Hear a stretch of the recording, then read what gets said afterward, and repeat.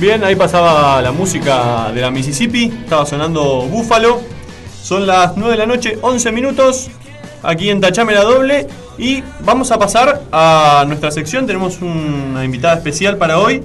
Vamos a charlar sobre esto que hemos recordado el lunes, que ha sido el 24 de marzo de 1976, cuando empezó la dictadura militar, por esta Semana de la Memoria. Y tenemos a una invitada muy especial, Pablo. Nuestra invitada es la doctora Yolanda Urquiza, profesora de la Facultad de Humanidades y Ciencias Sociales en la carrera de Historia, que bueno, es un referente ineludible en cuanto al tema de los derechos humanos y bueno, sus trabajos bien lo prueban. Así es, parte de sus investigaciones han sido claves en juicios por la verdad que se han hecho aquí en la provincia, así que estamos hablando de una palabra más que autorizada para hablar sobre este tema. Queremos recordar un poco y justamente hacer referencia a lo que ha sido la dictadura en Misiones. Estamos en comunicación telefónica. Muy buenas noches, Yolanda. Hola, ¿qué tal? Buenas noches. Buenas noches, muchísimas gracias por atendernos. No, por favor, justo estamos en una actividad vinculada a la memoria, precisamente. Exactamente, justamente por eso también te agradecemos que hayas tomado un pequeño momento para atendernos. Bueno, Yolanda, no perdemos tiempo, vamos a meternos en el tema que queremos charlar, pero te queremos hacer una pregunta especial para empezar, que tiene que ver con justamente qué estabas haciendo vos el 24 de marzo de 1976. Sabemos que es una fecha especial para vos, una fecha distinta. Sí, en realidad creo que fue uno de los últimos cumpleaños que recordaba que estábamos festejando, entre comillas. Pero quizás el otro día nos acordábamos de eso, de la pregunta es, ¿qué estabas haciendo ese día? Y yo recuerdo que en ese momento, es la primera vez que lo cuento en público, digamos, ¿no? Yo recuerdo en ese momento que tenía un novio, alguna vez tuve algún novio, que me llamó para saludarme, que era, abogado del Partido del Radicalismo, a las 12 de la noche, y me contó lo del golpe. Pero además me dijo una cosa muy significativa en ese momento que uno no alcanza a dimensionar, sino con lo que pasó mucho tiempo después, no con lo que pasó después. Es que Alfonsín había llamado, digamos, para pedir que todos los correligionarios colaboraran si pasaba alguien por esta región buscando ayuda para salir del país.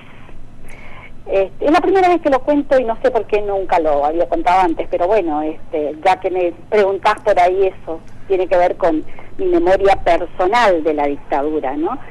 Y tiene que ver también con que desde digamos, por lo menos desde la perspectiva de algunos dirigentes, ya se tenía lo que iba a ocurrir, digamos. Se sabía que algunos intuían o tenían información en relación con que no era un golpe como todos a los que estábamos acostumbrados en estos ciclos de democracias interrumpidas por autoritarismo, digamos. O sea, se sabía que era algo que iba a durar. Era algo distinto, digamos. Creo que nadie tenía la dimensión de la inhumanidad y de lo siniestro que iba a ser esta nueva etapa, digamos, ¿no? En una oportunidad yo estuve hablando también con el suegro de Pedro Pechak, con Eduardo Zurakowski, digamos, y él me contaba, digamos, Pedro fue una de las víctimas más, más relevantes de los integrantes del MAM. Y más terriblemente, claro, el dirigente excluyente de las ligas agrarias. Y Eduardo me contaba que cuando se enteraron del golpe, ellos estaban preparando un nuevo paro agrario, digamos, que eran una de las acciones previstas para, para reclamar por el precio justo a los productos. Y que él le preguntó a Pedro, ¿qué hacemos? Y Pedro le dijo, vamos a ver, seguramente tendremos que parar un poco, pensando también el propio Pedro, digamos, de que iba a ocurrir como ya había ocurrido en otras oportunidades, digamos.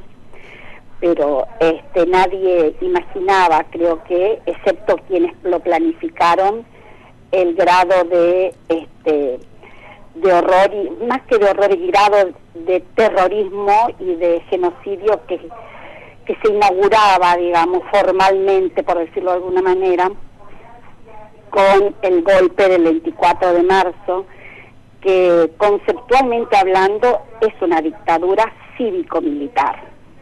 Muy bien, Yolanda, también a la charla se van a sumar Tatiana Ruiz y Pablo Ceballo, que tienen algunas preguntas para hacerte, así que te dejo con ellos para que también te consulten. Bueno, muy bien.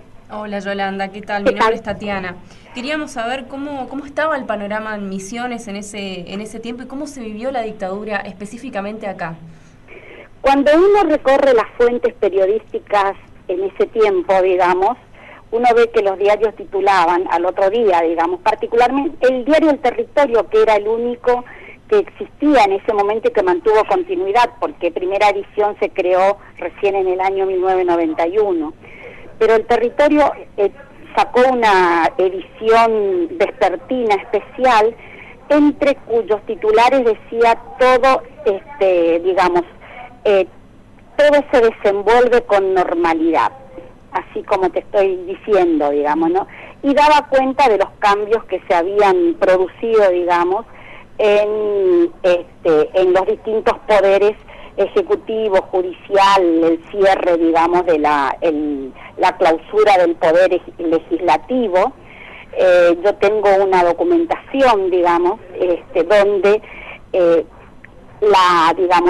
donde se determina, por ejemplo, que el diputado Juan Figueredo, que hasta hoy sigue detenido, que fue una víctima que sigue desaparecida, digamos, y que tenemos algunos relatos respecto de su muerte, decía que cesó en sus funciones por golpe militar. Eso es lo que pasaba, digamos. Y mientras tanto, bueno... muchos medios, Yolanda, discúlpame, muchos medios lo planteaban, si también lo ponemos en proyección a nivel nacional, casi como un cambio positivo en un principio. Se hablaba de esa manera en los titulares. Sí. En realidad, eso también es verdad. En realidad también es cierto lo que decís.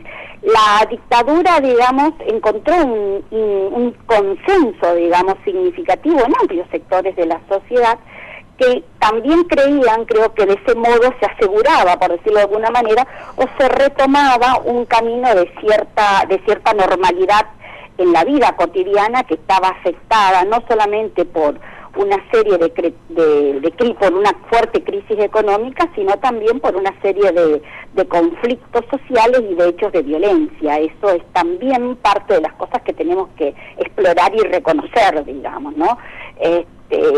Para muchos la dictadura fue, digamos, el anuncio del golpe militar fue visto, digamos, como un alivio, digamos, como una posibilidad de que en realidad se retomara el camino normal.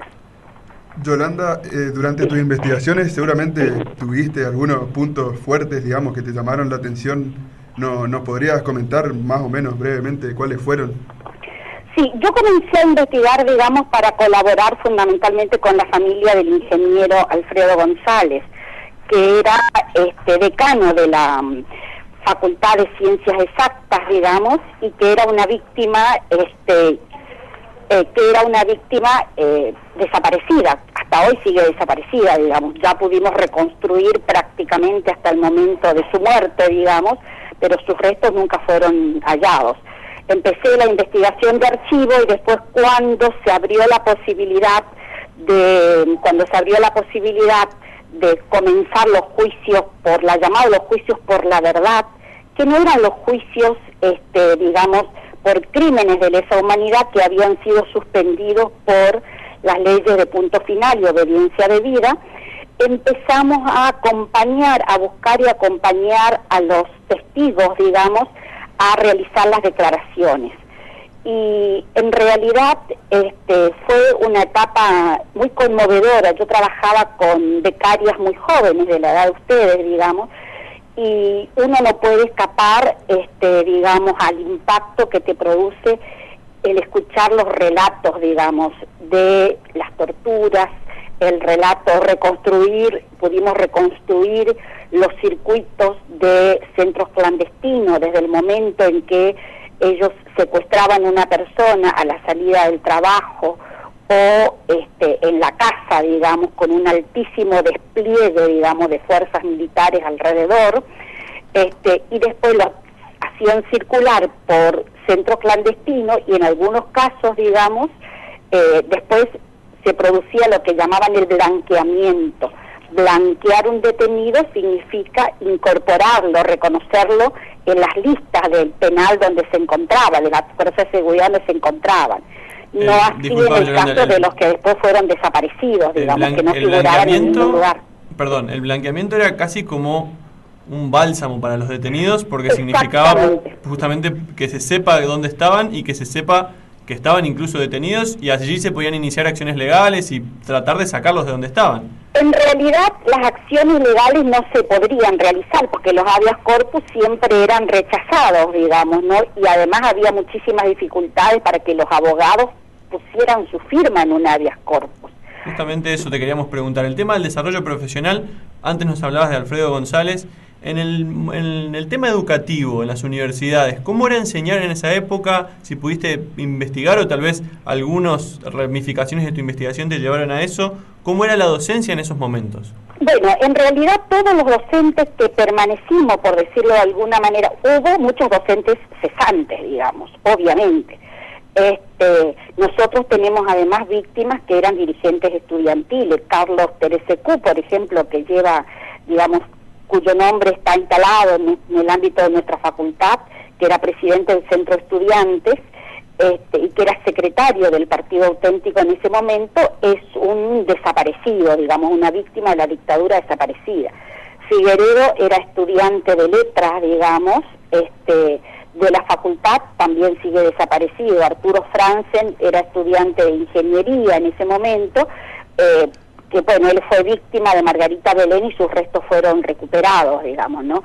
Pero los docentes debíamos pasar por un informe donde, recuerdo, digamos, teníamos que declarar todos los domicilios y se nos hacía una investigación, digamos, una investigación, te diría yo, de nuestras prácticas y de nuestras redes y nuestras vinculaciones ideológico-políticas.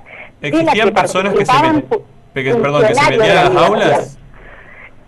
Sí, nosotros no sabíamos, digamos, reconocer bien por lo menos, pero sí, obviamente, las aulas estaban, te diría yo también, sobre todo las carreras de humanidades, estaban llenas de nuevos, entre comillas, alumnos, que eran los que recorrían las aulas y detectaban posibles estudiantes que debían ser parte de los vigilados, digamos, ¿no? Yolanda, desde tu perspectiva profesional, ¿podrías darnos una breve descripción o una breve referencia de qué fue exactamente la dictadura militar? La dictadura cívico-militar fue, digamos, una etapa en la historia argentina donde el Estado se transformó en un Estado terrorista, digamos. ¿Y por qué es un Estado terrorista? Porque apeló a las fuerzas de seguridad, que ustedes saben que el Estado tiene el monopolio de la fuerza legítima, que es parte, digamos, de la organización de cualquier Estado-nación, para cuidar a sus ciudadanos. En este caso, esas fuerzas fueron utilizadas para exterminar una parte importante de la población por sus, por razones de tipo ideológica y política, digamos. Entonces, por eso nosotros decimos que además de haber un Estado terrorista, hubo un genocidio, digamos, o sea, un exterminio planificado de un sector importante de la población que estaba compuesto por militantes políticos, dirigentes sociales, digamos, dirigentes religiosos y miembros de distintas organizaciones sociales, con el objetivo fundamental de imponer un disciplinamiento social para avanzar, digamos, en el desarrollo, digamos, de un proyecto de país con una, digamos, con un horizonte, con una orientación económica contraria a los intereses nacionales y de los sectores populares, fundamentalmente, ¿no? Yolanda, has vivido esta época, la has estudiado. ¿Qué valor tiene todo este tipo de actividades que se hacen en esta Semana de la Memoria, de recordar, de trabajar, especialmente para las generaciones más jóvenes? ¿Qué pensás que es el mensaje que les puede quedar? Yo creo que en realidad es muy importante, digamos, que las generaciones jóvenes, que las generaciones de ustedes trabajen por muchas razones.